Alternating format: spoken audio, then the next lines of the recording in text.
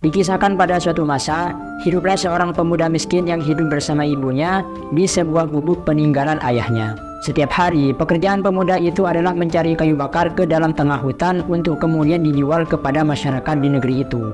Dari hasil penjualan kayu bakar itulah ia dapat menghidupi dirinya serta ibunya yang sudah tua. Nah, pada suatu ketika, ia menyatakan kepada ibunya hendak mempersunting putri raja untuk menjadi istrinya.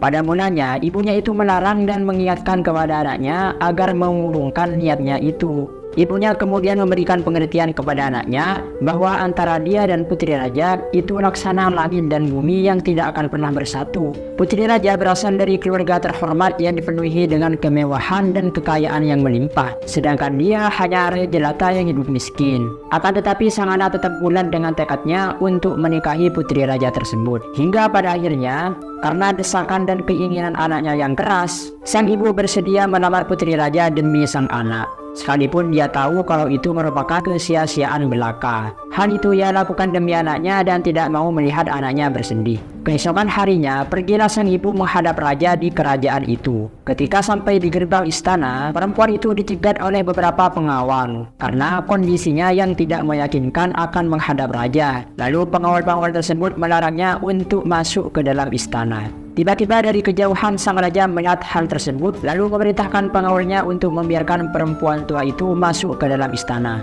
Sesampainya di dalam istana, perempuan tua itu mengaturkan hormatnya kepada raja sekaligus permohonan maaf yang tak terhingga atas kelancangannya. Dia kemudian menyampaikan maksud kedatangannya menghadap raja. Dia berkata, "Ampun beribu, ampun wahai paduka. Bukannya hamba bermaksud lancang dan kurang ajar, karena hamba juga menyadari keadaan hamba yang hina ini. Hamba memiliki seorang laki-laki yang sudah siap menikah. Dia ingin mempersunting putri paduka." Sang raja pun berpikir keras mendengarkan ucapan dan maksud kedatangan perempuan tua itu. Namun sang raja adalah orang yang bijaksana. Dia tidak mau menolak terang-terangan lamaran perempuan tua itu, karena selama ini dia tidak pernah menyakiti hati rakyatnya. Ini benar-benar definisi pemimpin idaman sih.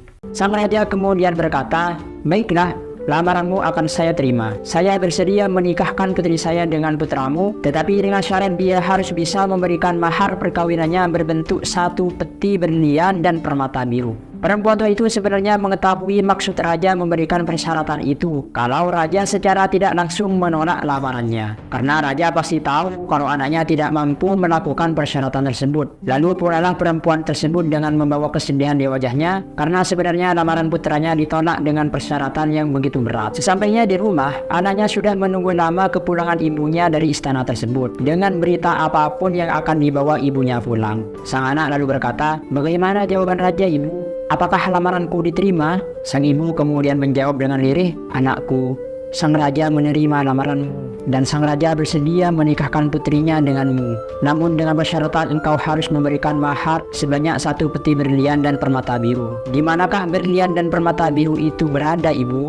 Ibunya lalu menjawab dengan nada sedih, "Adanya di dalam laut, anakku." Keesokan harinya datanglah dia ke laut dengan membawa batok kelapa. Sesampainya di laut, dia lalu memulai untuk menimba air laut tanpa henti dan tanpa merasakan lelah sedikit pun. Setelah sore, dia kemudian kembali ke rumah untuk beristirahat. Keesokan harinya, dia kembali lagi ke tepi laut dan mulai menimba air laut itu kembali dengan sekuat tenaga dan keyakinan yang teguh.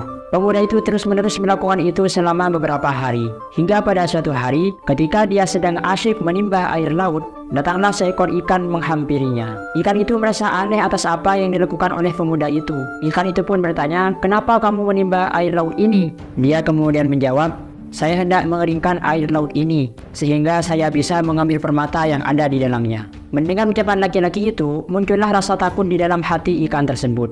Karena seandainya usaha laki-laki itu berhasil, tentu dia dan hewan-hewan laut lainnya akan mati kekeringan.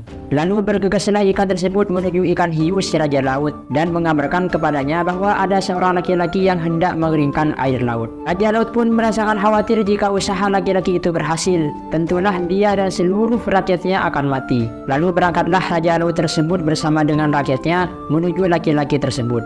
Raja laut bertanya kepada laki-laki itu, kenapa engkau ingin membunuh kami dengan mengeringkan air laut? Laki-laki itu kemudian menjawab, saya tidak ada maksud untuk mengganggu dan membunuh kalian semua. Saya mengeringkan laut demi berlian dan permata biru yang berada di dalam laut ini. Permata itu saya butuhkan agar dapat meminang putri raja. Mendengar jawaban laki-laki tersebut, Raja Laut kemudian berkata, kalau begitu tidaklah perlu kamu bersusah payah mengeringkan laut ini. Biarlah kami yang akan membawakan permata dan berlian itu kepadamu. Kami akan membawakan kepadamu melebihi dari kebutuhanmu. Jika kamu perlu 1 peti, maka kami akan membawakan 2 peti untukmu. Apakah kamu setuju? Mendengar pernyataan Raja Laut, alangkah bahagianya laki-laki itu. Raja Laut kemudian mengerahkan seluruh rakyatnya untuk mencari permata dan berlian sebanyak-banyaknya. Tak menunggu waktu lama, permata dan berlian yang diinginkan oleh laki-laki itu diperolehnya, bahkan melebihi dari apa yang dimintanya. Lalu pulanglah dia dengan gembira membawa permata itu dengan dipikul oleh beberapa orang tukang pikul. Permata itu kemudian dibawa menghadap raja untuk memenuhi persyaratan raja yang diajukan kepadanya.